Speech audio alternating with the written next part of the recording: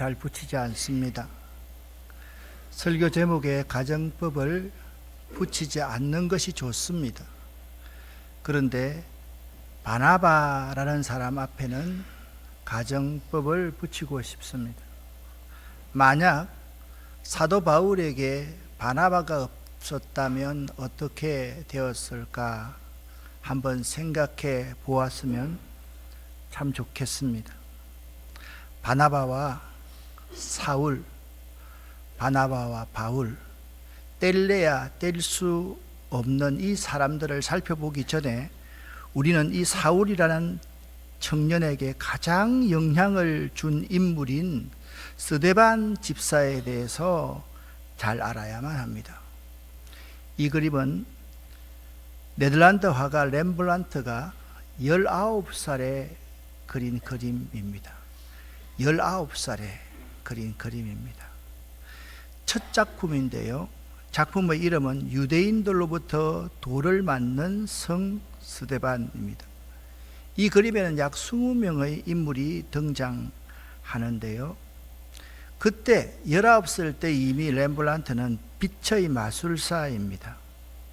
좌우 대칭형의 좌측에는 말을 타고 입회한 로마 군인이나 또한 대제사장, 사두개인들로 보이는 사람들이 어두운 모습으로 그려져 있고요. 이와 정반대로 우측에는 순교 직전의 스데반이 성령의 감동이 되어 하늘을 우러러보는 밝은 빛이 충만한 모습이 대비되고 있습니다. 그 스데반의 바로 머리 위에 유대 군중 셋이서 이렇게 돌을 들고 스데반의 머리를 내리치려고 하는 모습을 우리에게 잘 보여주고 있습니다. 그런데 이 작품에는요, 의미 있는 두 사람이 등장합니다. 하나는 이 작품 스데반 바로 위에 돌을 들어서 스데반을 치려고 하는 바로 그 위에 의자에 앉아있는 젊은 사람입니다. 이 사람의 얼굴을 보면 아주 앳된 얼굴입니다. 그 시대 사울이라는 청년의 위상을 잘 보여주는 그림입니다. 유대인들이 일제히 달려들어 그를 성 밖으로 내치고 돌로 칠 새 정인들의 옷을 벗어 사울이라고 하는 청년들 발 앞에 두디라 라고 성경에 말씀하고 있는데요. 이는 성경의 기록된 대로 유대교의 열성적인 젊은 지도자 사울의 모습을 이렇게 왕좌에 앉아있는 모습으로 묘사하고 있습니다. 또 하나 렘브란트의 이 그림 가운데 또 하나의 인물이 있습니다. 바로 스데반 집사의 머리 위에 나와 있는 이 얼굴만 나와 있는 이 인물입니다. 이도 젊은이인데요. 이 인물은 렘브란트 자신입니다.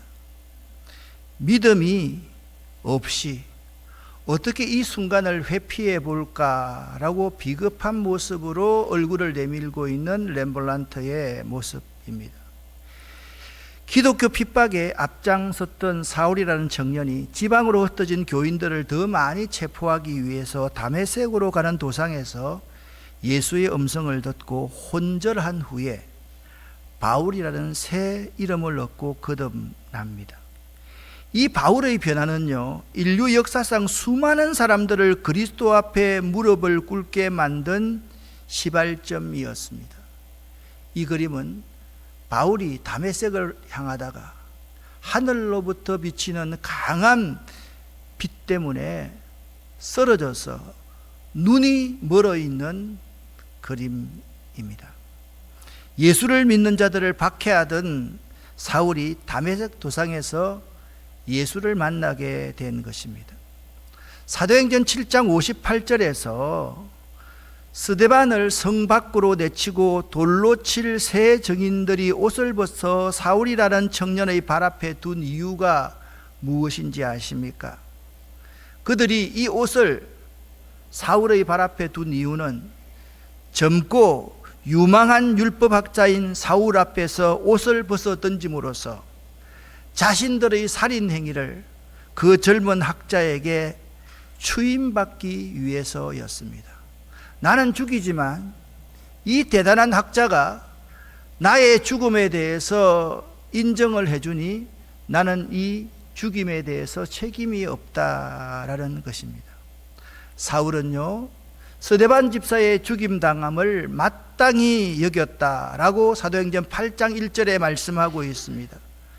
1절부터 3절까지의 말씀을 보면 그날에 예루살렘에 있는 교회에 큰 박해가 있었다. 그리고 그 박해 때문에 사도 외에는 다 유대와 사마리아 모든 땅으로 흩어졌다라고 말씀하고 있습니다. 사울이라는 청년이 교회를 잔멸할세라고 말씀하고 있습니다. 각 집에 들어가 남녀를 끌어다가 옥에 넘겼다라고 말씀하고 있습니다. 이 사울이라는 청년은요, 예수 믿는 예수의 제자들을 죽음 가운데로 내몰았던 사람입니다. 여러분, 그 시대에 예수 믿는 사람들이 사울이라는 청년을 얼마나 두려워하고 싫어했을까요?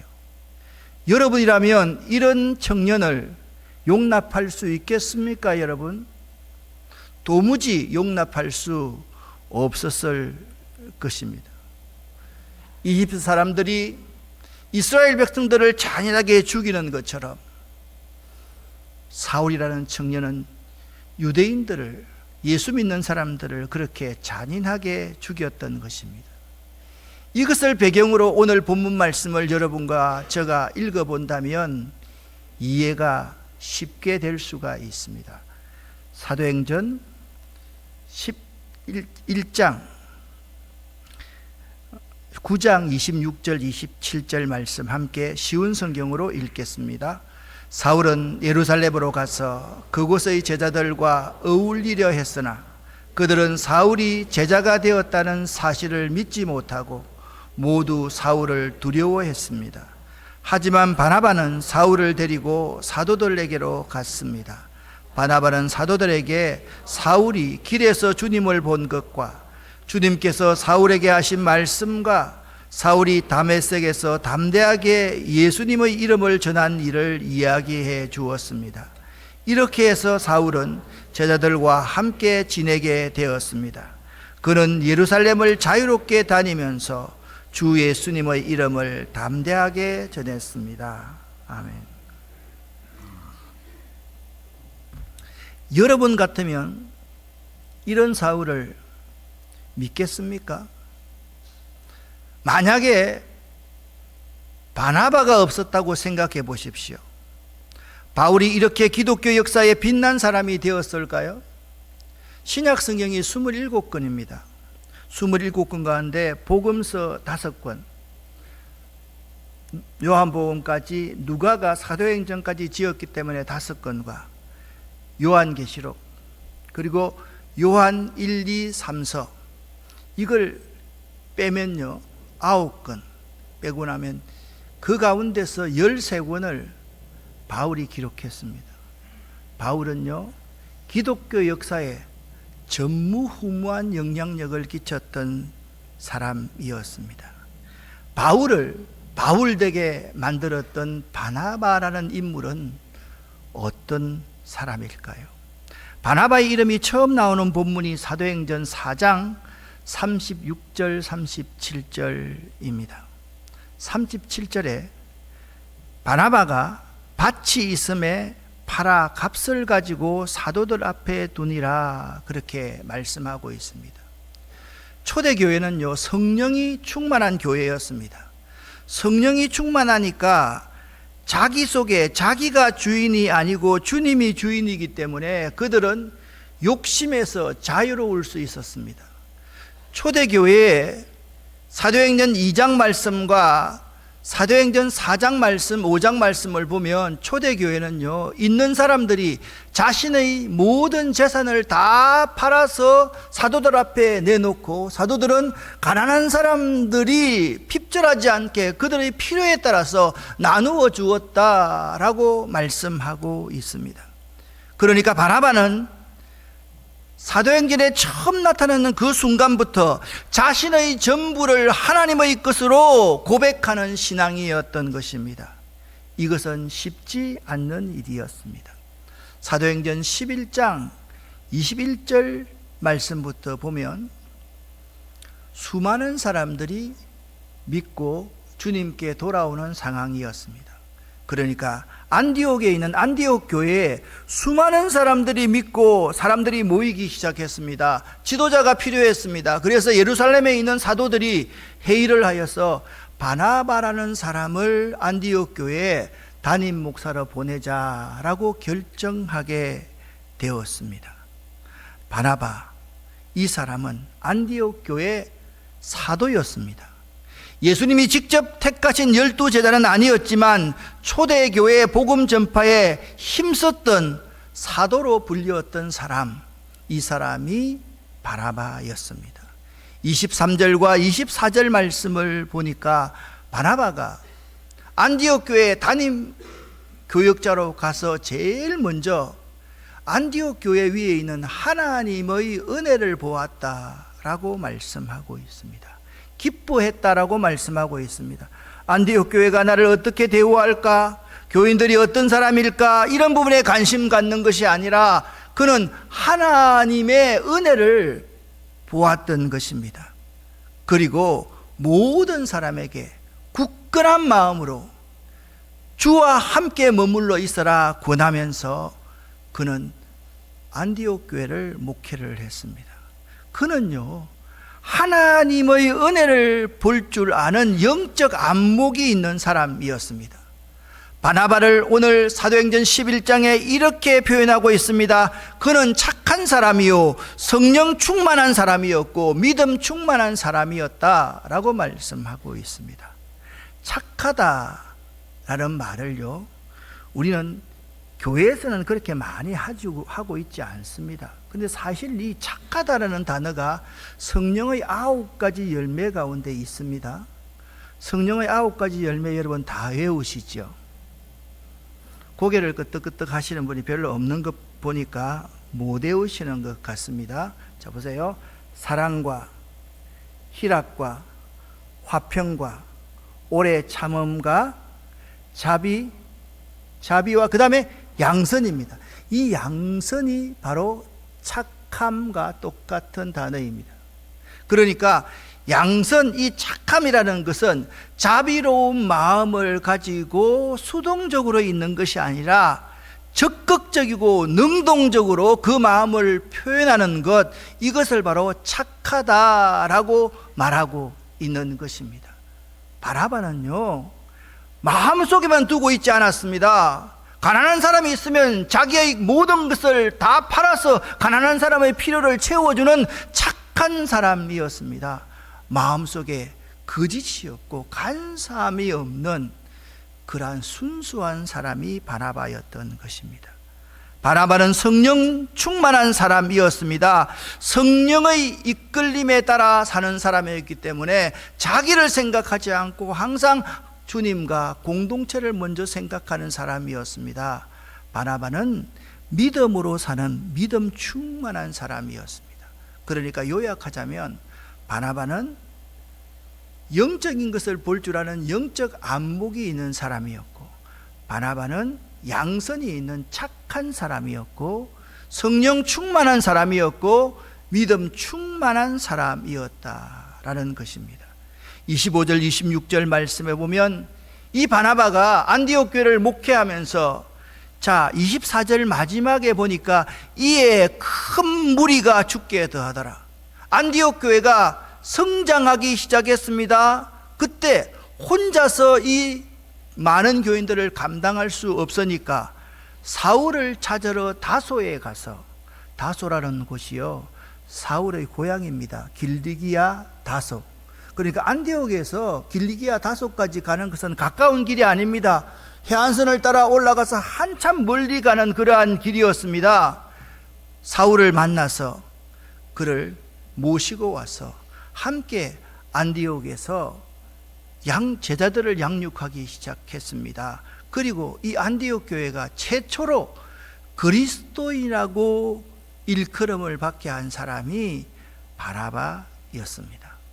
바나바는요, 사울이라는 인물을 찾아 함께 동력하였습니다. 이 일은 참으로 어려운 일입니다.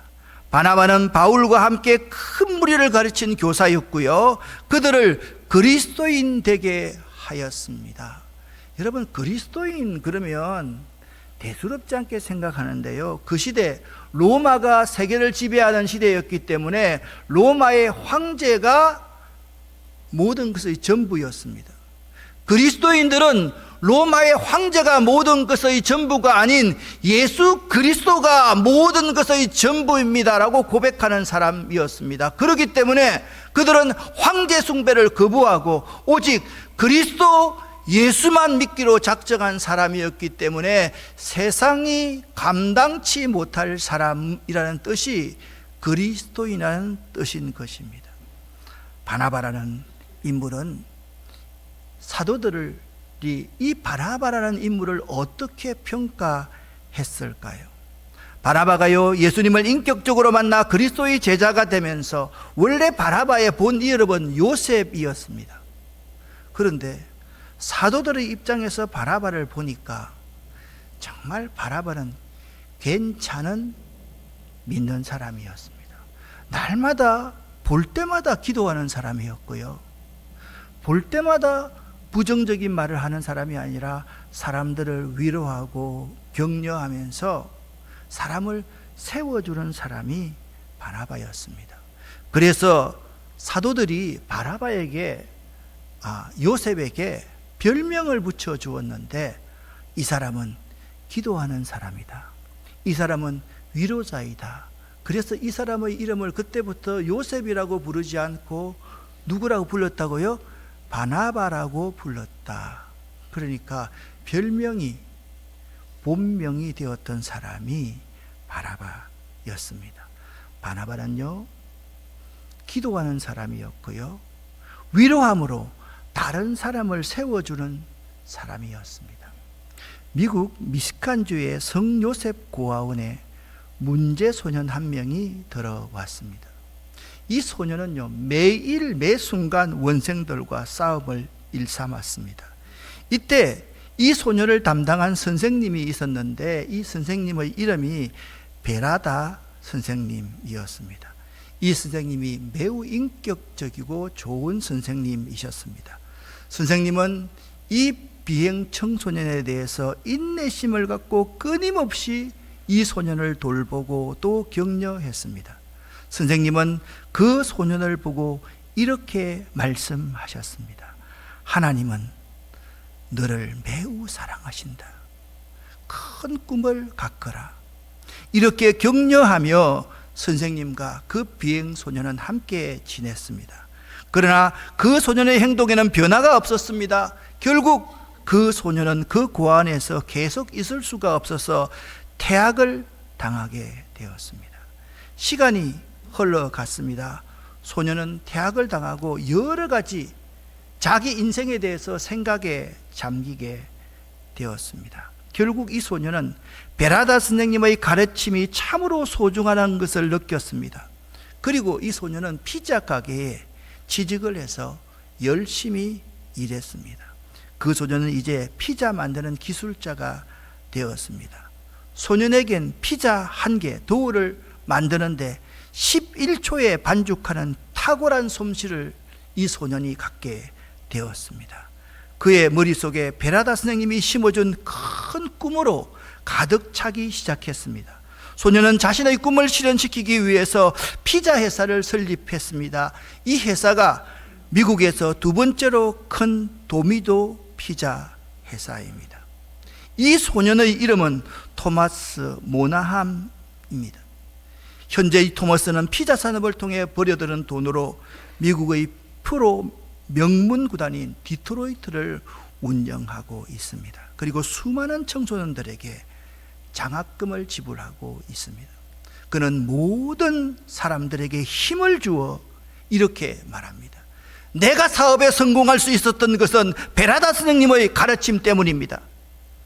토마스는 방황하는 청소년들에게 이렇게 외치고 또 외칩니다. 하나님이 여러분과 함께 하십니다. 꿈을 크게 가지십시오. 그는 계속해서 하나님이 여러분과 함께 하십니다. 꿈을 크게 가지십시오. 라고 그렇게 말을 했습니다. 저는 축구를 참 좋아합니다. 얼만큼 좋아하나 하면 꼭 축구가 주말에 중요한 경기가 있습니다. 토요일 저녁에 설교를 마무리하면서 PPT를 만드는데 토트넘 호스프 손흥민 선수가 나오는 경기를 보면 아휴 피곤할 텐데 안 봐야지 하면서 축구를 보게 됩니다. 처음부터 끝까지 하나도 놓치지 않고 아니 감독이 말이야 손흥민을 왜 저렇게 쓰는지 모르겠어. 윙어 저 사람 바꿔야지. 그렇게 하면서 그 축구를 처음부터 끝까지 다 봅니다. 그런데 제가 가장 좋아하는 축구 선수가 세계적인 축구 스타 리오넬 메시입니다. 이 사람인데요. 그는 16살 때 실력을 인정받아 세계적인 명문 구단 FC 바르셀로나에 입단하게 됩니다.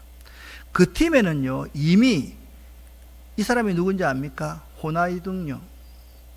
이 호나우딩요 같은 사람도 있었고요. 유명한 선수가 있고 여기 에투 같은 세계적인 축구 스타들이 많이 있어서 어린 메시는 도무지 빛을 보지 못하고 주전으로 뛰지 못하고 벤치 신세로 전락하고야 말았습니다. 더구나 그는 내성적인 성격이라 나이 많은 동료들과 잘 어울리지도 못했습니다. 알다시피 여러분 체구도 아주 작은 키가 1m 73 정도밖에 안 되는 선수 아닙니까? 그런데 이때 옆에서 메시를 격려해주고 인정해주며 다른 동료들과 어울리도록 다리 역할을 해준 사람이 있었습니다. 그가 당시 최고의 스타였던 호나우딩요입니다. 치열한 프로의 세계에서 경쟁하는 동료나 자신이 믿지 못하는 사람에게는 패스도 잘 해주지 않는 것이 그 현실인데, 당시 최고의 스타였던 호나우딩요는 어린 메시에게 자주 패스를 해주면서 기회를 열어주었습니다.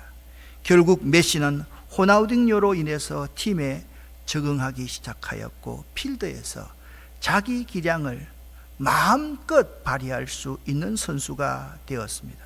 그리고 이후에는 호나우딩요를 앞지를 만큼 축구 천재로 인정을 받습니다. 여러분 한번 들어가서 봐보십시오. 이 사람은요, 자기가 공을 다루는 게 아니라 공이 이 사람에게 붙어 다니는 것 같습니다.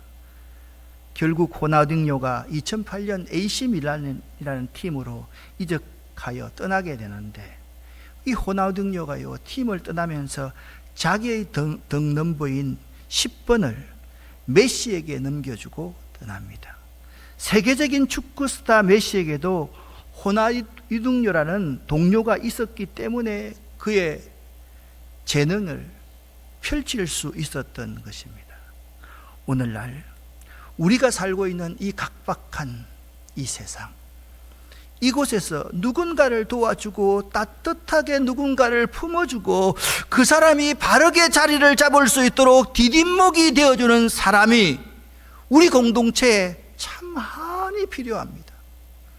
특히 우리나라와 같은 지금 삭막한 이곳에 디딤목이 될 수 있는 이 바나바 같은 사람, 이 바나바 같은 사람이 필요합니다.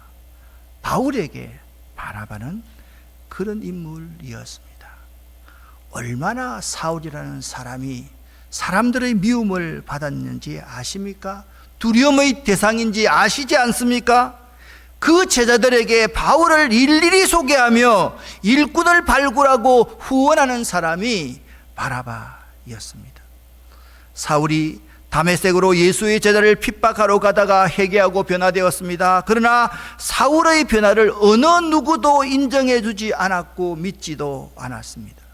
바로 이때 바나바가 바울이라는 사람을 인정하고 용납해 주면서 제자들에게 일일이 이렇게 말합니다. 내가 보증한다. 이 사람 내가 보증한다.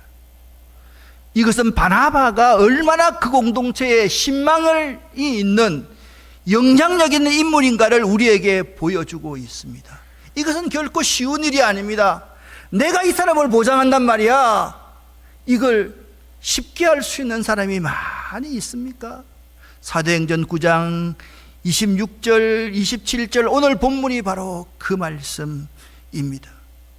다 두려워하여 그를 믿지 아니하였지만 바나바가 사울을 데리고 일일이 사도들에게 가서 그가 길에서 어떻게 주를 본 것과 주께서 그에게 말씀하신 일과 다메섹에서 그가 어떻게 예수의 이름으로 담대히 말하던 것들, 그것을 변호하기 시작해 주었던 것입니다.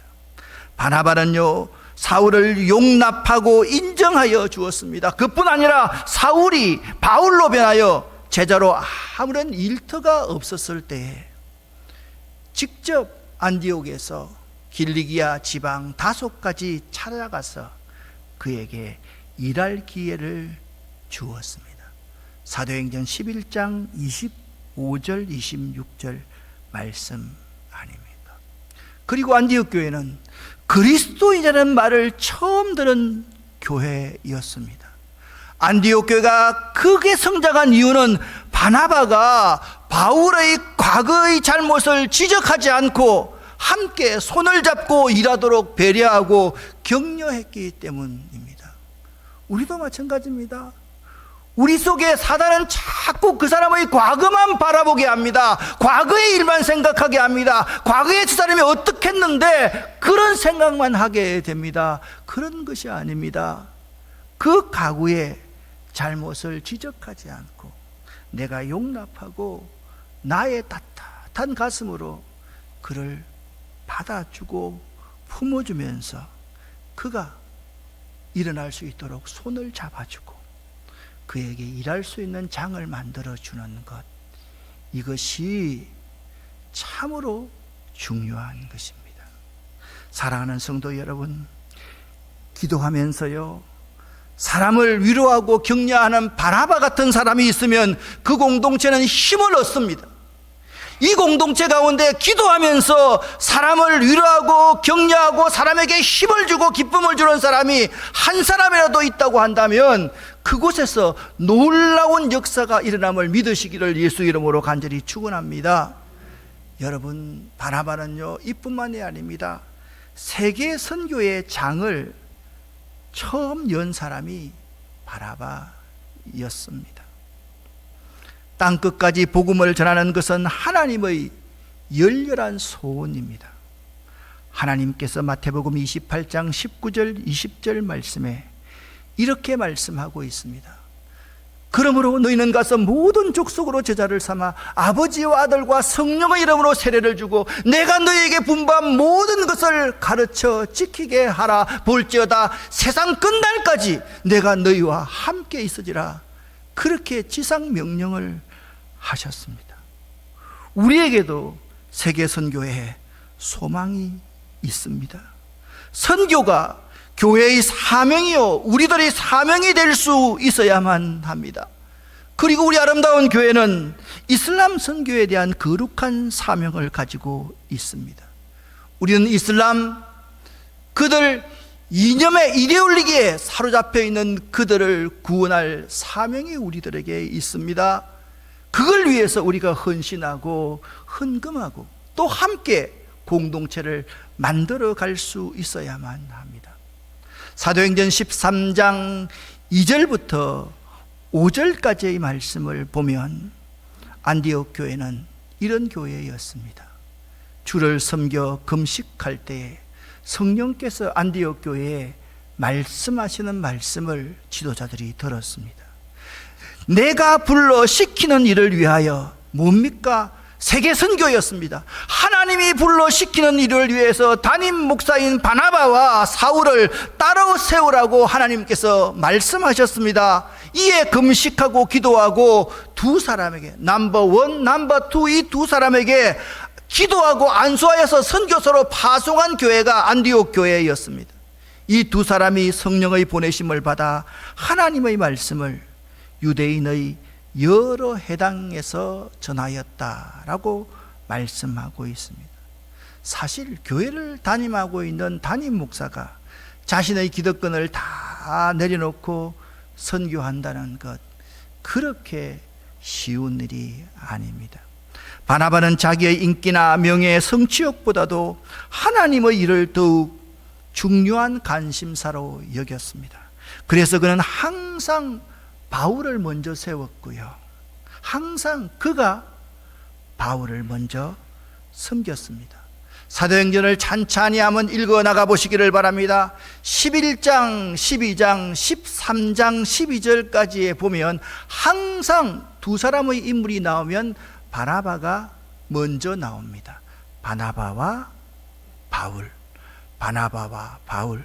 13장 1절부터 12절까지도 바나바 이름이 먼저 나옵니다. 그러나 13장 13절 이후에는 바울과 바나바로 바울의 이름이 먼저 기록되어 있는 것을 우리는 발견할 수가 있습니다. 그러니까 목회의 주인공이, 세계선교의 주인공이 바나바에서 바울로 옮겨가는 것을 볼 수 있습니다. 이러한 과정 가운데서 여러분 이 성경을 한번 읽어 보시기를 바랍니다. 바나바의 불평이나 원망은 전혀 볼 수 없습니다. 그는 침묵으로 기쁘게 서서히 사라져 주는 존재였습니다. 그는 많은 열매를 맺게 하기 위해서 자신이 썩어지는 하늘의 밀이 되기를 원했던 사람입니다. 목회는요, 어떻게 평가할 수 있는지 아십니까? 물론 하나님이 평가합니다. 그러나 그 사람이 조용히 사라지고 난 후에 그분의 목회가 진짜인지 가짜인지가 판명납니다. 성도들은 그것을 알아야만 합니다. 어떤 교육자가 한 사람이 있습니다. 그 사람에게 온 마음을 다 빼앗겨서 그 사람이 움직이면 같이 따라 움직이고, 그 사람 때문에 상처받고, 그 사람 때문에 교회 공동체를 깨뜨리는 사람들이 많이 있습니다. 목회 잘못한 사람입니다. 그렇게 목회하면 안 됩니다. 그렇게 신앙생활하면 안 됩니다. 침묵으로 서서히 기쁨을 가지고 사라져 줄 수 있는 목회자, 그 목회자는 바나바였습니다. 바나바가 안디옥 교회에 처음 가서 했던 말이 어떤 말입니까? 죽게 붙어 있으라 권하매 라고 말씀했습니다. 바울이 자기의 뒤를 이어서 하나님의 사역을 계속 감당하는 이것이 바나바는 전혀 섭섭하지 않았던 사람이었습니다. 그가 그렇게 사심없이 목회할 수 있었던 것은 그가 철저히 하나님의 영광을 위한 사람이었기 때문입니다. 안디옥 교회는 부흥하였습니다. 수많은 사람들이 안디옥 교회에 몰려옵니다. 바야흐로 바나바의 인기는 최고의 절정이었습니다. 그는 이러한 인기에도 불구하고 모든 교인들에게 설교하기를 죽게만 붙어 있어야만 합니다. 저는 여러분이 붙어 있을 존재가 못 됩니다 라고 성도들에게 정직한 목사로, 성실하고 착하게 비전을 제시하는 목회자로, 성령 충만한 목회자로 인정받게 되었던 것입니다. 교회가 폭발적으로 성장하여 그 많은 목회 사역을 혼자 감당하기 어렵자 그는 바울과 함께 동력하기로 작정했습니다. 이때 바나바가 옹졸한 목회자였다면 바울을 데리고 오는 일을 꺼렸을 것입니다. 왜냐하면 바울이 이미 그 나라에 대단한 존재감이 있는 사람이었기 때문입니다. 그러나 그는 자기의 인기나 명예, 성취욕보다도 하나님의 일이 더욱 중요한 관심사였기에 바울을 불렀고 그와 함께 안디옥 교회를 부흥시킬 수 있었던 것입니다. 여러분, 혹시나 설교를 들으면서 2등이 1등보다 좋다, 이런 설교를 들은 적이 있습니까? 여러분, 성경에는 2등이 1등보다 좋다라는 말을 하지 않습니다. 2등이 좋은 것은 스스로가 2등이 되기로 자처할 때 2등이 좋은 것이요, 스스로가 2등함으로써 1등을 세워주고 하나님의 영광을 위해서 자기가 하늘이 썩어지는 미랄이 될 때, 그때 2등이 좋은 것입니다. 여러분, 그 사실을 알아야만 합니다. 하나님께서는 지금 바나바와 같은 사람을 찾고 계십니다. 하나님의 구인 강구의 내용입니다. 같이 한번 읽어보겠습니다. 바나바를 찾습니다. 한 번 더 바나바를 찾습니다. 한 번 더 바나바를 찾습니다. 사랑하는 성도 여러분, 이렇게 기도할 수 있었으면 참 좋겠습니다. 내게도 바나바 같은 아름다운 동력자를 주시옵소서. 내가 바나바 같은 아름다운 동력자가 되기를 원합니다. 이런 사람이 하나님이 찾으시는 사람입니다. 작은 사람 같지만 바나바 같은 믿음의 그릇을 가질 수 있다면, 그는 사실 작은 사람이 아니라 큰 그릇입니다.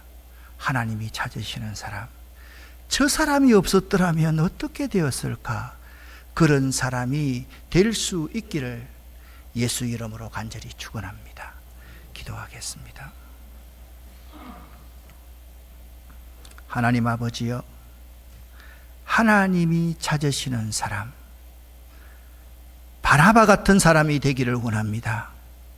스스로가 1등임에도 2등을 자처하여서 내려갈 줄 아는 사람, 사라질 줄 아는 사람, 죽어질 줄 아는 바나바 같은 꿈, 그 꿈을 우리 청소년들에게, 우리 어린이들에게, 우리 청년들에게, 우리 교인들에게 주시옵소서. 예수 그리스도 이름으로 축복하옵고 간절히 기도 올립니다. 아멘.